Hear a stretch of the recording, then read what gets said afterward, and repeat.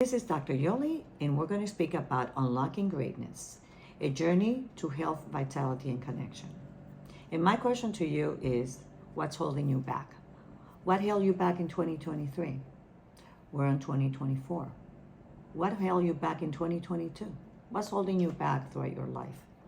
If you don't reflect into your life, you're going to continue to have the same problems. And the idea is for us to actually grow, because that makes us feel alive. So what is holding you back in your health? You know what it is: vitality, love, connections. You were created to make a positive difference in the world. You were created with a purpose. It is a powerful practice to reflect on your life. And I do this every year, at least a couple of times a year, but on my birthday definitely. And in December, at the end of the year, I do a recap of the celebrations every month, what I celebrated, every new thing, any new knowledge, any new relationships. And I celebrate that. Because from an attitude of gratitude, you really develop a fullness in your heart that is your bucket to be able to give. If you're empty, then you cannot give. So the 10 aspects that I evaluate in my body or my life, in my mind, is my spiritual aspect. I embrace prayer, meditation, and contribution. Like, what can I do for you today? What can I do for somebody today? Did I bring somebody up and try to empower them today? So it's a daily practice to reflect into how did I love people today? And if I wasn't loving, how that is a reflection of my lack. So I have to fill my bucket. The number 2 aspect is my thought life. What are you thinking? Are you renewing your mind daily? I renew my mind daily with the Word of God. I like to read devotionals. I like to have some supernatural hope that comes from the invisible, which is great. As you look at the ocean and the trees and the flowers, you know that there's something bigger than you that created you, that is giving you the strength to do everything, and hopefully the guidance to do what your purpose is. On the physical health, fitness is priority. Are you renewing your mind, and are you working out, walking? What kind of activity are you doing so your blood flow increases, so you can get rid of toxins, produce endorphins, and actually regulate your body better? Number 4 is oral health. As a biological dentist, I see how people have this misconception of oral hygiene. And somebody said 2 times a day is enough. I say 5 times a day. I say brush only the teeth you want to keep. Because if you don't implement regular brushing, flossing, tongue scraping, and scheduling your monthly cleanings, you truly are allowing your body and your bacteria in the mouth to go into your bloodstream, and it can give you endocarditis, bacteremia, autoimmune conditions. So there's a lot of things that you guys can do to keep it clean. It's so simple. It's like you get a haircut, some women get a manicure, you get your cleanings every month, you'll never have a problem.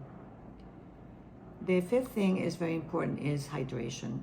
Quality of water, consumption of the quality of water that doesn't have chlorine, amines, hormones. If you're drinking water, taking a shower with water from your unfiltered, you are absorbing all those chlorine, amines, and hormones, and the things that are on the water sources. It's totally, including pesticides, the drugs that people put through the toilet.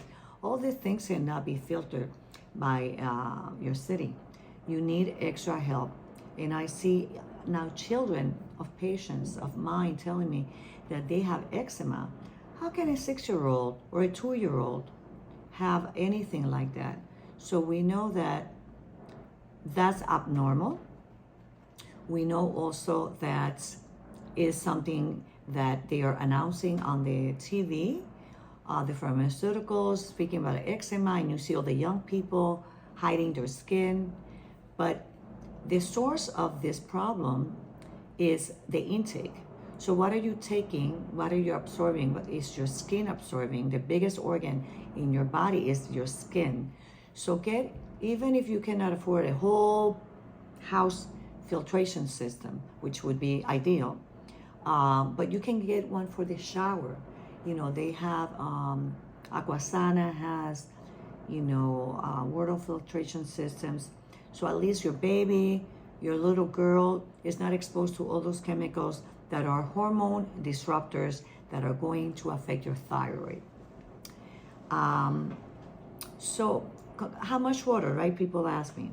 So if you were 100 pounds, you should consume 75 ounces of water. If you were 200 pounds, it would be 150 ounces of water. So just multiply your weight by 0.75, and 75% should be water. So if you're 150, you do the math. It's 75, and 75% of 50, 35, so 110. So you're around there. And that's equivalent to, like 10 ounces of water on the hour. And then you should put some Celtic salt or Himalayan salt to add minerals, because the water, especially if you're doing reverse osmosis, that water has no minerals, and you have to add. Celtic water has about 82 minerals, and Himalayan salt water has about 84 minerals. So they're both very good. Just do it. When you wake up, just start doing that. Now, sleep. The sleep is the eternal problem that we're having in our society. We have blue light, we have cell phones, we're addicted to the endorphins, of having the phone on the hand, because you're getting fed. Like the blue light hits the brain, and then you're on social media.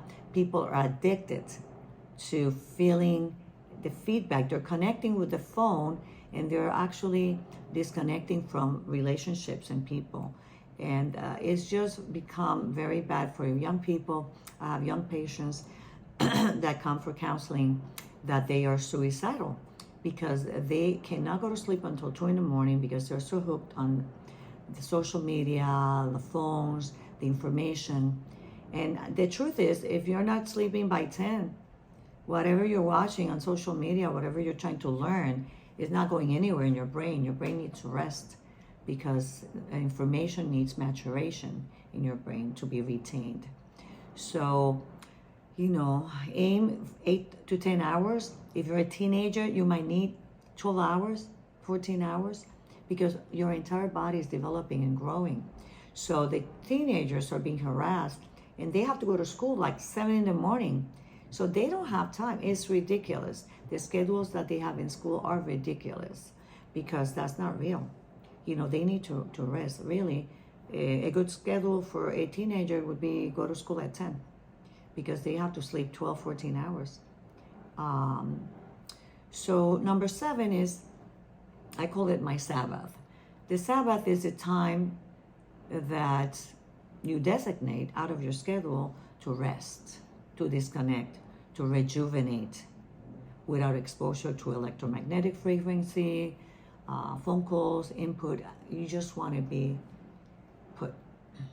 You can want to go on the sand, receive the sun, just fall asleep, just rejuvenate. Even God took a day for rest after the formation of the earth and humanity and everything he created. He took the 6th day, the 7th day to rest. They call it the Sabbath. He said that's actually a commandment number 4, keep your Sabbath holy. So, if you're not a spiritual person, from a scientific point of view, everything needs renewing. A Sabbath of not eating, giving your organs a break, Everything needs rest and renewing. Number 8 is love and connection. You know, there's people in your life and people that God is going to bring in your life on a daily basis. You know, how do you nurture those connections? Because, you know, in the blue zones, the people have those connections. They go and have dinner in the plaza, and they are having the wine and the fish and the food with their friends. And that sense of connection, of belonging, elevates your life. Number 9 is like, when are you detoxing?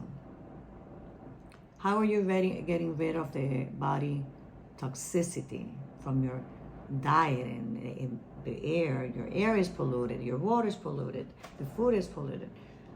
When are you detoxing? When are you taking a break? Intermittent fasting of 14, 16 hours is becoming, even 18 hours, has become very popular. It's a spiritual principle. All religions practice fasting, and the reason is because it works. The body needs a break.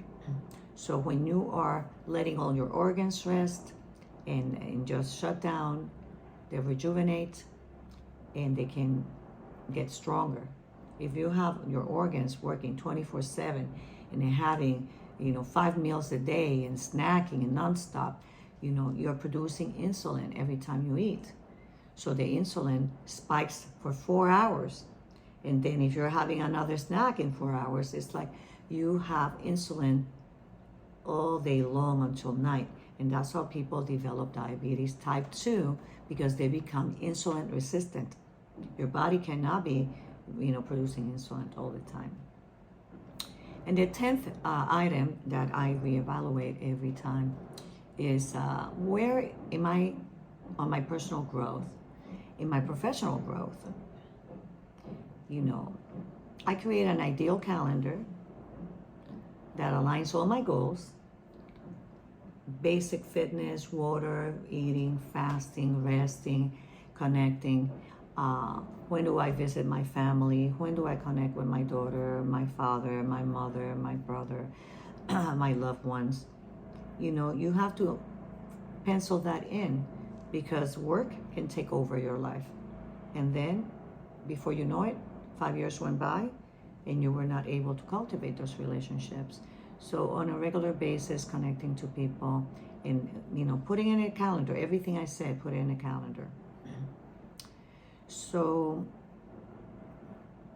after you evaluate where you're at, say you're at a 5, and I said, I am at a 4 sleeping. I'm sleeping horrible. You know, what am I going to do to reach the 10? What do I need to do? Do I need somebody that's going to keep me accountable? Do I need my entire electricity to shut down in my home so I go to sleep at the time that I need to? You know, do I avoid eating anything after 6:30 or sugars that are going to keep me awake and wired? Am I going to take melatonin or L-theanine? You know, each area that you feel that you're not a 10, what will you need to do to be a 10? And there's so much information on how to be a 10 at anything in particular. So how is it that you're going to be motivated to do it, right? You have to have a strong why to do something. And that why has to be so strong that's going to drive you to be able to achieve those things. And recently I was inspired by a 100-year-old doctor, purpose-driven doctor, phenomenal.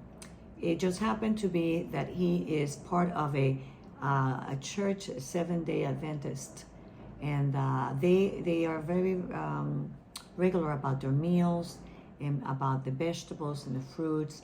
He's 100 years old. He outlived his children, his wife, and he has such a joyful voice and laughter, and he's got a purpose. So when you have a purpose, that's going to drive you to wake up and do things and be driven.